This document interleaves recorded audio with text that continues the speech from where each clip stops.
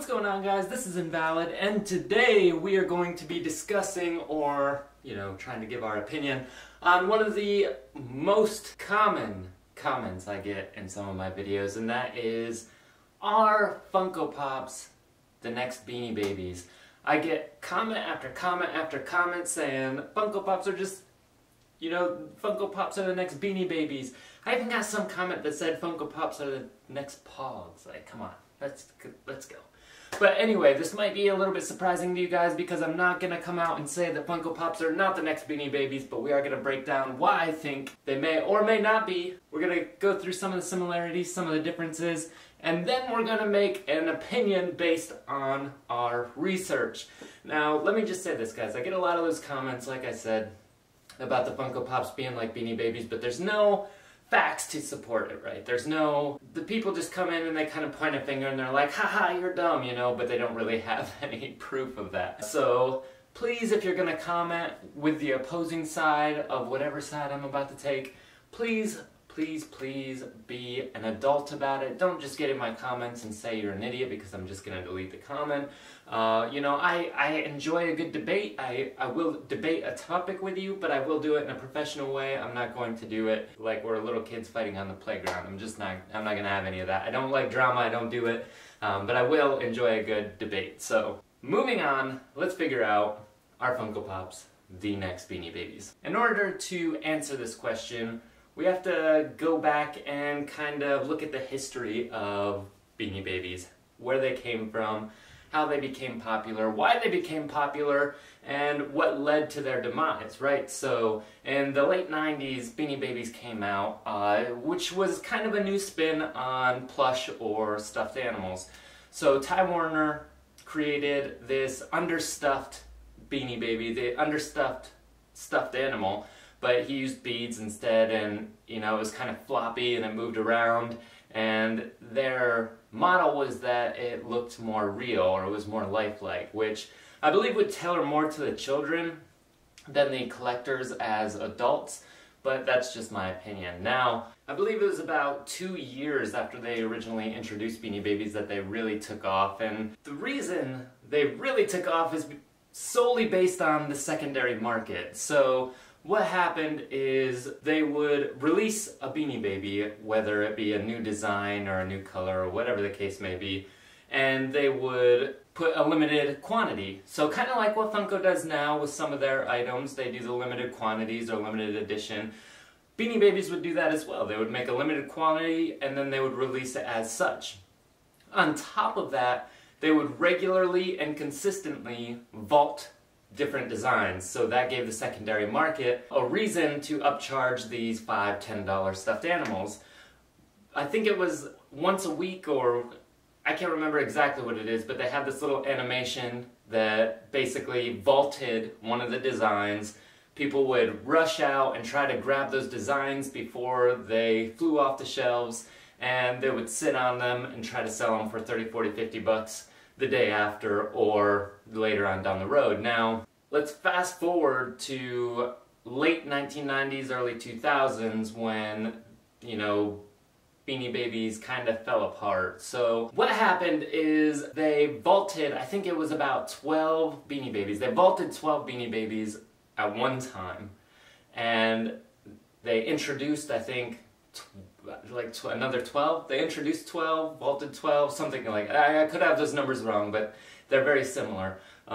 They vaulted about 12 of them, and they noticed that the price did not go up. The secondary market did not take onto them, and that was kind of the beginning of the end. And they actually made a bear called The End, so that was that. The bubble kind of popped, and all of these Beanie Babies lost their value, and they became pretty much worthless. Now, there are a couple Beanie Babies that are still on eBay today that are a little bit more pricey. I think there's the royal blue something or other. I think it's an elephant, but it was super limited, and I think that one actually holds or retains some sort of value for people. But all in all, Beanie Babies are pretty much, worth what you pay for them, and worth about as much as any cuddly toy for a kid. So, one of the major problems with Beanie Babies and why it was such a widely known thing is because all these people used Beanie Babies as an investment. they would buy every Beanie Baby that would come out, they would sit on them hoping to make a fortune later on, so they kind of made it an investment instead of actually having a real investment or, you know, their retirement plan. They didn't get a retirement plan, they used Beanie Babies as a retirement plan, and I can't stress enough, guys, do not do that with any collectible, whether it be Funko Pops or Beanie Babies or, well, we're definitely not going to do it with Beanie Babies now, but don't use Funko Pops as a retirement plan. Anyway, so they used them basically as a retirement plan, as an investment, and it didn't work out for them. And that was the main reason that Beanie Babies, I'm not going to say the main reason, but it was one of the big reasons that Beanie Babies became so popular is because of the greed factor. People would see the secondary market, they would see people selling them for 2, 3, 4 times what they're paying for them, and then they're of course going to hop on board because the greed value of the collectible. It's not that they cared about the stuffed animal or the Beanie Baby, it was that there was a potential to earn money later on with a small investment now. Now, it's kind of hard because if I tell you, hey guys, if you spend $5 today, I'll make it $200 in 6 months.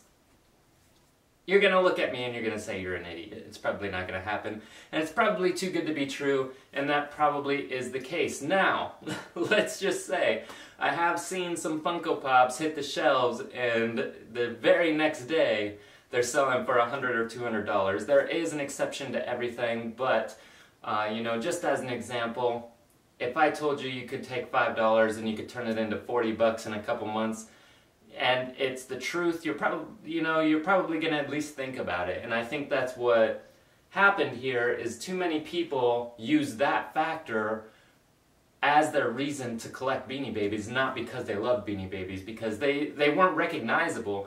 At least in my opinion, you can't recognize a Beanie Baby, or most people can't. So if you show me a Beanie Bear, is that a Beanie Bear? Beanie Baby Bear? If you show me a bear and you're like, hey, can you name this? I'm gonna say, no, I have no idea what that means, or what that is, or what its name is.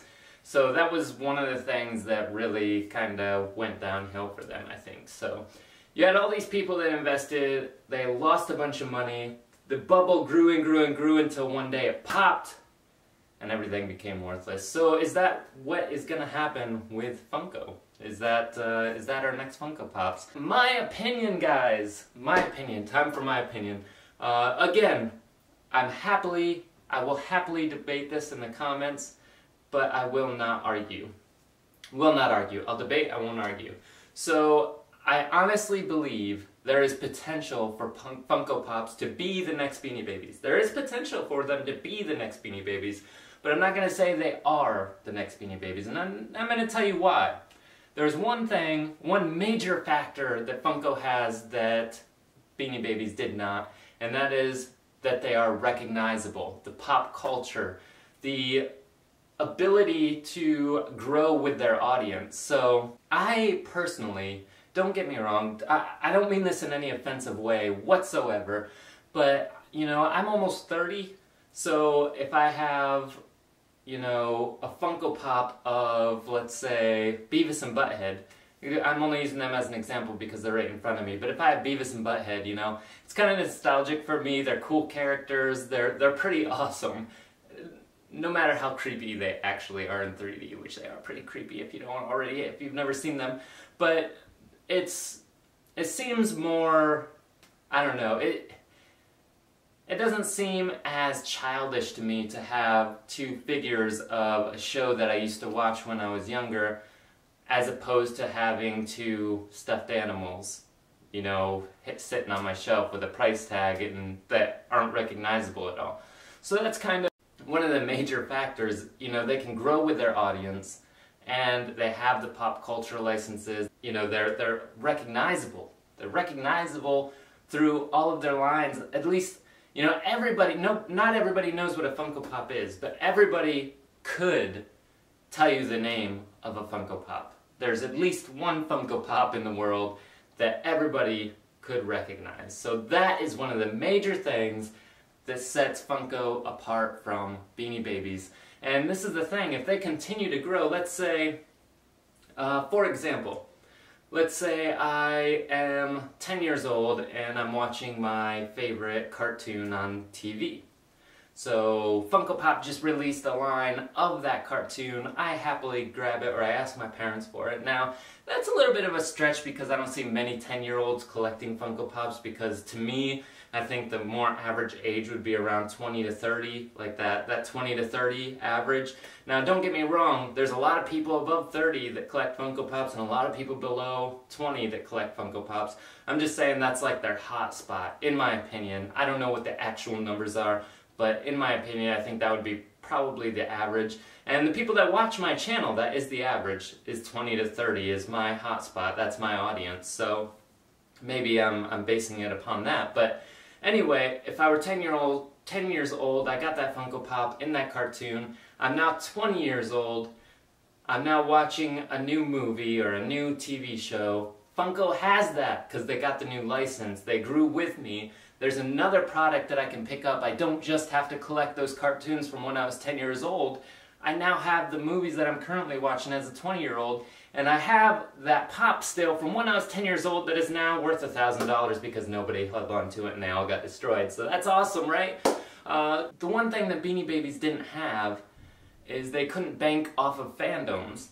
So with Funko, we have, you know, the fandoms such as, let's go with Dragon Ball Z. There's a huge fandom for Dragon Ball Z among many other shows, but I'm just going to use Dragon Ball Z as an example. Kind of an old show and very recognizable show, and people buy Dragon Ball Z. People go nuts for Dragon Ball Z right now. However, for those people that aren't fans of Dragon Ball Z, there are new fandoms that come out like Game of Thrones or The Walking Dead or Stranger Things. There are huge fandoms around those shows, maybe not quite as big as Dragon Ball Z, but they are still very large, and Funko realizes that. They took the licenses for those shows and they're growing with their audience. They're growing with their audience, they're growing with the fandoms, they're seeing the fandoms, they're getting those licenses and they're pushing those out, and people are going to buy them because, you know, it's not only is it an affordable collectible, but it's a collectible that represents your fandom for what you love, and there's something for everybody. Literally, they have something for everybody. So, in my opinion, Funko will not be the next Beanie Babies. I think they have much more potential for growth. As I just stated, just alone, their ability to keep up with the new fandoms that keep coming out in the future, or that are coming out now and in the future, their ability to license those fandoms are going to keep them alive.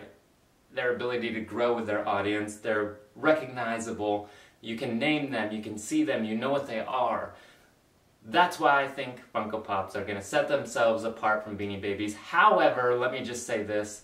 There is a very real possibility that they flood the market with these products. They go away from limited quantities, and you need a secondary market. I'm sorry guys, I know a lot of you guys hate this, but you need a secondary market for these collectibles to stay collectible, because without a secondary market, you don't have value. And that's what happened to Beanie Babies. They lost their secondary market, they lost their value, and everybody just assumed they were junk in their closet at that point. Unless they were one of the very few collectors that actually collected the product specifically because they loved it and for no other purpose and no valuable or no reason for greed or value or as in an investment. So let me just clear that up real quick. So with the secondary market, we do need a secondary market. We need a market where the price comes up from the original sold price or retail price. Now, I am definitely not saying that it's okay for people to buy the SSGS Vegeta that just came out and sell it for $200 the very next day because they seen that Hot Topic wasn't going to restock it, which I don't even know how official that is, but they said they weren't going to restock the product. People went nuts. People started paying 30, 40, 50 bucks the very next day for them. That's a little much. Okay, I agree with you. I hate it when people flip a product that quickly, and I hate it when people flip a product for that much. There's no need to buy 70 or 17 Vegetos off the Hot Topic shelf just to screw your fellow collectors and then upcharge them 20, 30 bucks the very next day. That's ridiculous. I'm simply stating that we need a secondary market to maintain a value in our collectibles. And that goes for every collectible, not just Funko, not just Beanie Babies, which doesn't have one. But you know, you take your 70s and your 80s figurines and your action figures, your G.I. Joes, your old Barbies, whatever the case may be. You need a secondary market for them to maintain their value. Without it, they become worthless, and they're only worth sentimental value to you, which may be great for you, but it's not great for a lot of collectors. So a lot of collectors are just in it for the value, and they might not even realize that they're just in it for the value, but that's the case with a lot of collectors. I think that's about it, guys. I think I hit what I wanted to hit on. I don't want to make this video extremely long, but I just wanted to get a couple points out there to you and why I believe that Funko Pops are not going to be the next Beanie Babies, but they have the potential. They definitely have the potential to be the next Beanie Babies. We'll see what Funko does in their future moves. Keep those limited quantities, Funko. Stop flooding the market with commons that nobody wants. And vault products. Vault products because we need them to be vaulted. We don't want to see them anymore. Vault them, make quantities more limited, and let's go. Hope you guys enjoyed the video. Don't forget to like and subscribe to see more content. We have a bunch of videos out now, or not a ton of videos, but we got quite a few videos out. We got something for everyone, so check those out, and we'll see you guys next time. We did just get back from our trade night. Trade night was actually yesterday. I have a video coming up. We're going to review what we traded, what we got in return. We took video of all the tables there so you guys can see what our options were. So I think you'll enjoy that. We have a new content schedule coming up. I forgot to tell you guys. So we're going to try to maintain a more consistent schedule so it's not just random videos at random times on random days. We're going to try to stick to, now this video is the exception because I've been taking so long. We're in the process of moving, for those of you that don't know. We're in the process of moving, so it's been difficult to get content out there right now. But we're going to start doing Wednesday and Saturday videos with a stream on Thursday. So that's 3 days of content per week. That shouldn't be any issue for us to keep up with, and we look forward to it. So Wednesdays, Saturdays videos, and then Thursday live streams. Hope to see you guys there. Have a fantastic night.